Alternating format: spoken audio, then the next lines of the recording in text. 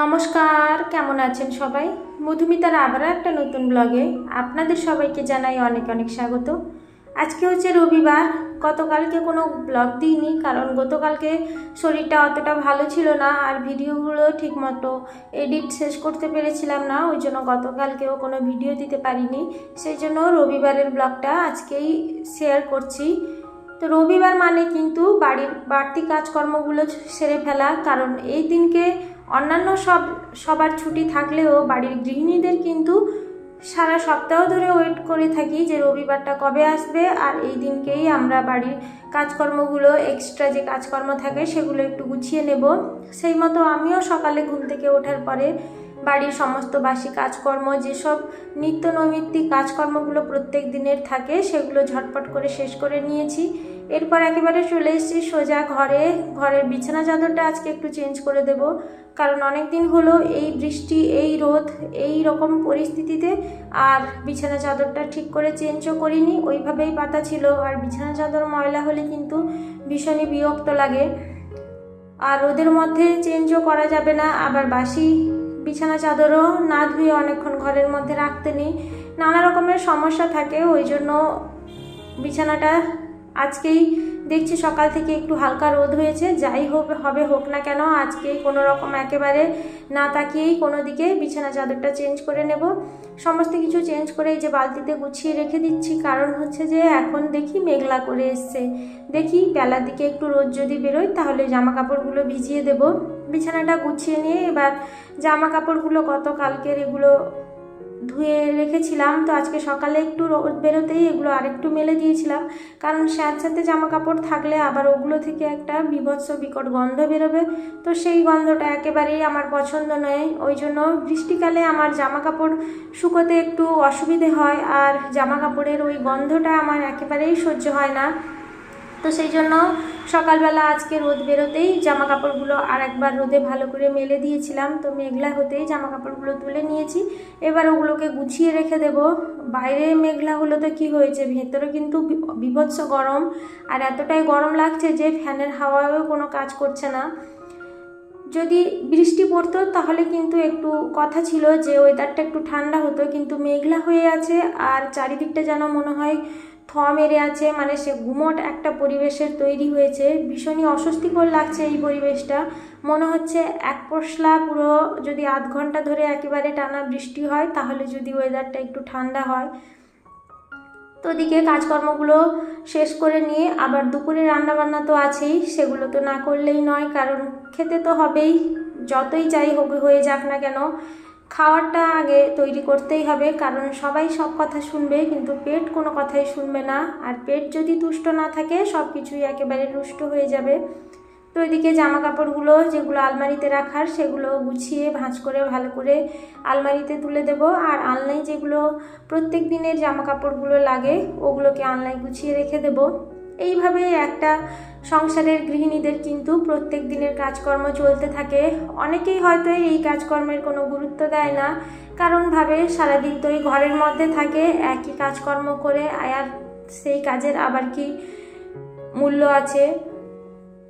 কিন্তু এই সমস্ত কাজকর্মগুলো করতে গেলে কিন্তু অনেকটা মানসিক স্ট্রেস যেমন পড়ে, সেই রকম চার দেওয়ালের মধ্যে বন্দি থেকে প্রত্যেক দিন একই রকমের কাজ করা কিন্তু একটা বিশাল বড় কষ্টের কাজ, আর এই চ্যালেঞ্জটা কিন্তু প্রত্যেক দিন সকালে উঠে আমাদের মতো গৃহবধূদের কিন্তু প্রত্যেক দিন মুখোমুখি হতে হয়। আর তার উপরে যদি আবার কোনো এইসব কাজের পাশাপাশি এক্সট্রা কাজ থাকে তাহলে তো আর কোনো কথাই নয়। আবার যদি বাড়িতে ছোট বাচ্চা থাকে তাহলে তো আবার একটা এক্সট্রা চাপ তার উপরে থাকেই, কারণ ও হচ্ছে বাড়ির সব থেকে চঞ্চল সদস্য, যাকে খুশি রাখা কিন্তু একেবারেই সবারই উচিত, কারণ ও যদি কোনো কিছুতেই রুষ্ট হয়ে যায় তাহলে কিন্তু আর কোনো কথাই নেই, কোনো কিছু কাজ করতেই দেবে না। ওই জন্য বাবু এখন খেয়ে দিয়ে একটু খেলা করছে, সেই সুযোগে আমি এই সমস্ত কাজকর্মগুলো সেরে নিচ্ছি, নাহলে এখনই ছুটে আসবে আর এসেই বলবে মা আমাকে দাও, আমিও এগুলো করতে পারবো। ও হচ্ছে মানে আমি যেসব কাজকর্মগুলো করি ও নাকি সব পারে। ও এসে আমি যদি মাইক্রো ওভেনটা চালাতে যাব, মা আমিও এটা করতে পারি, আমি যদি ফ্রিজ খুলবো মা আমাকে দাও, আমি এটা পারি, আমি কিন্তু সব করতে পারি। ওর হচ্ছে একটাই কথা, মা আমি কিন্তু সব করতে পারি। যাই হোক, এখন অনেক গল্প হলো। আর এই যে শোকেসগুলো একটু মুছে নিচ্ছি, কারণ ভীষণ ধুলো পড়ে এখানে। সপ্তাহে কিংবা 2 সপ্তাহে একবার করে মুছে নিই, কারণ প্রচুর ধুলো তো। রাস্তার পাশে বাড়ি হওয়ার জন্য প্রচুর ধুলোবালি হয়। আর সব সময় কিন্তু এইসব করা একেবারেই সম্ভব হয় না, কারণ বাড়ির আরও কাজকর্মগুলো থাকে। তো সেই জন্য যখনই সুযোগ পাই তখনই একটু করে নিই। আর এই যে এবার সমস্ত কিছু ঝেড়ে ঝুড়ে তারপরে একেবারে ঘরটা ঝাঁট দিয়ে নিচ্ছি, কারণ সকালেই ঘরটা ঝাঁট দেওয়া বাকি ছিল। কারণ হচ্ছে ভেবেছিলাম আগে থেকে যে ঘরের একটু ক্লিনিং করব, তো ক্লিনিং করলে নিচে সব ময়লা ধুলোগুলো পড়বে, তখন আমাকে ডবল ডবল করে ঝাঁট দিতে হবে। সেই জন্য আর ঝাঁট দিইনি, একেবারে সমস্ত কিছু গুছিয়ে নিয়েই তারপরে ঝাঁটটা দিচ্ছি। সকালে উঠে ঠাকুরের ফুল টুল তুলে ঠাকুরকে একটু খাইয়ে দিয়ে তারপরে এসছি নিচে। এবার জামা কাপড়টা চেঞ্জ করে তারপরে আবার যাব ঠাকুরের পুজো দিতে, কারণ গোপালকে তো সারাদিনে 3বার 4বার করে খাওয়াতে হয়। তো সেই জন্য কি করি, ঠাকুরকে খাইয়ে দিয়ে এসে কোনো একটা কাজ শেষ করে তারপরে আবার যাই। তো এই যে দেখুন, বলতে না বলতেই চলে এসছে ছুটে। ও কোনো জায়গায় 1 মিনিটের বেশি স্থির থাকতেই পারে না। ওর খুবই চঞ্চল, সারা বাড়ি শুধু ছুটতে থাকে।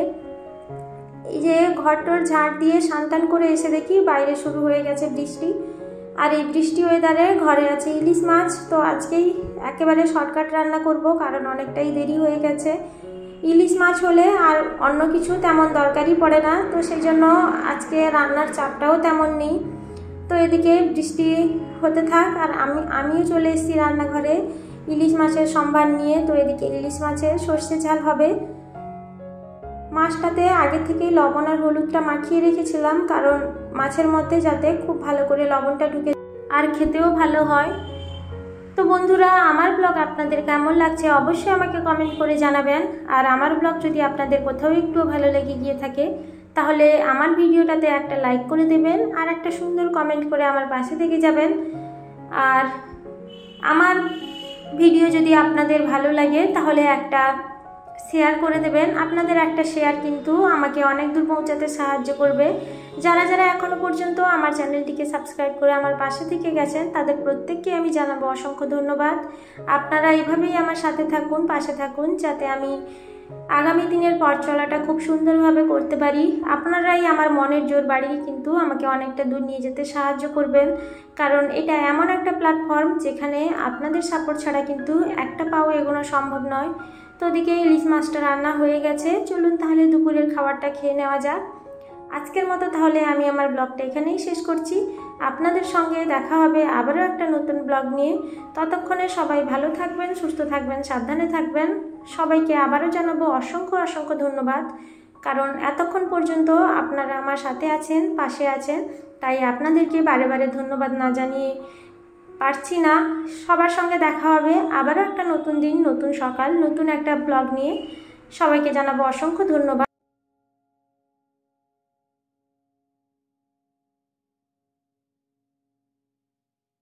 আর এখন যা ওয়েদার, এই ওয়েদারে কিন্তু প্রচণ্ড পরিমাণে ভাইরাল ফিভার হচ্ছে। সবাই সবার যত্ন নেবেন, বাড়ির ক্ষুদ্র সদস্যদেরও সাবধানে রাখবেন। তাহলে দেখা হচ্ছে আপনাদের সঙ্গে আবারও একটা নতুন দিন।